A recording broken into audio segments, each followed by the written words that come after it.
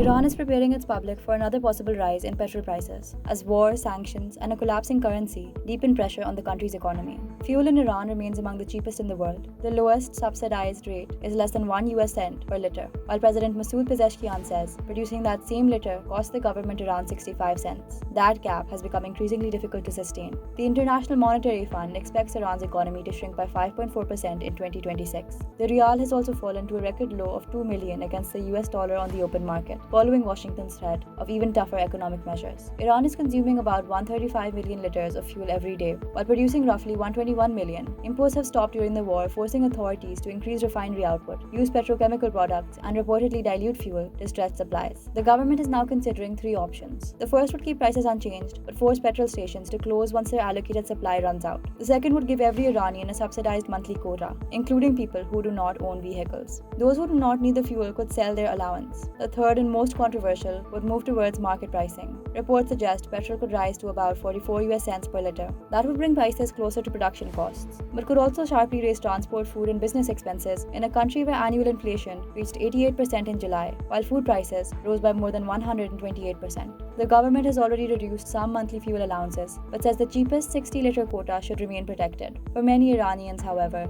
the concern goes beyond petrol. Wages have failed to keep pace with soaring housing and food costs after months of war, tighter sanctions, and domestic economic mismanagement.